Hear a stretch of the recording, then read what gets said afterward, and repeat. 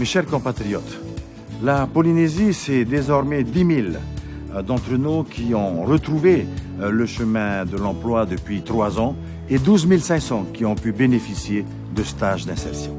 Nous avons redonné du pouvoir d'achat aux Polynésiens en baissant le prix de l'électricité, de l'essence, des médicaments, des vêtements et des 2 roues. En 3 ans, ce sont 2000 logements qui ont été aidés, 1800 projets de rénovation et 150 logements destinés à nos étudiants. La création de 2250 entreprises démontre bien que notre économie a retrouvé la voie de la croissance économique. Parce que nous investissons pour notre jeunesse, ce sont près de 8 milliards de francs qui ont été consacrés à la rénovation de nos établissements scolaires et des internats. De nouveaux dispositifs viennent booster l'économie bleue et l'agriculture. Et pourtant, nous ne sommes qu'à mi-chemin de ce que nous pouvons réaliser ensemble. Alors, continuons ensemble pour une Polynésie forte et solidaire.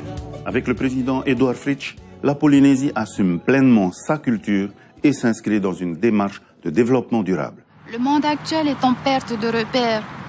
Étant très attaché à ma culture et à mon identité, que pensez-vous faire pour préserver et valoriser notre culture et nos langues? Je vais prendre un exemple parlant.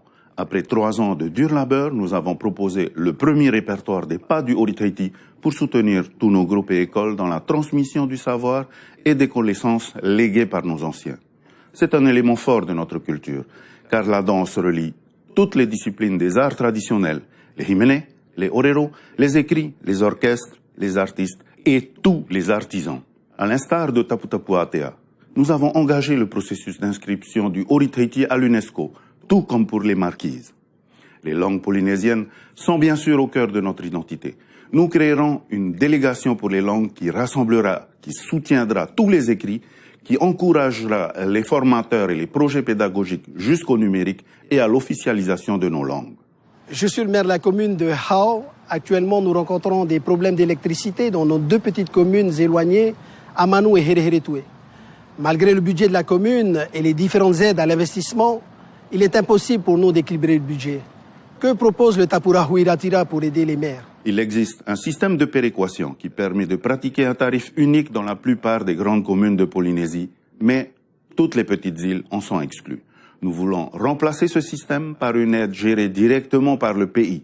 Ainsi, toutes les communes pourront en bénéficier équitablement, sans exception.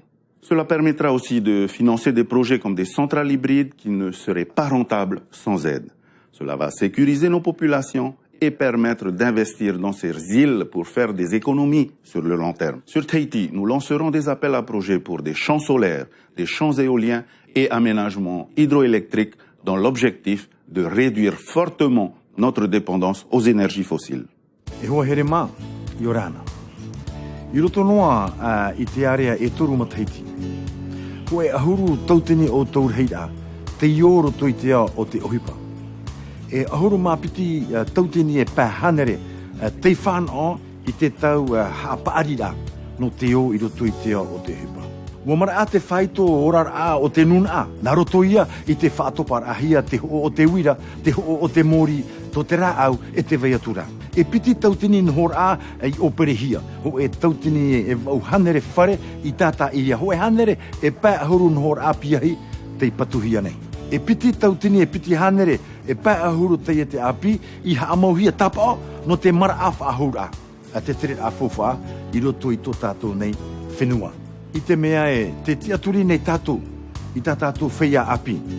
I whaahuipa tātou, I whaahuipa hia e vau miria no te tata ira, I tā tātou mō whareha api ira, e te mō puhapara, te mō wahai puhapara no rātou. Ai te mo e hia, I te pāpā, I te pā no te imir a fofa, no te fofa moana ane, e aurera no te hupa whaapu.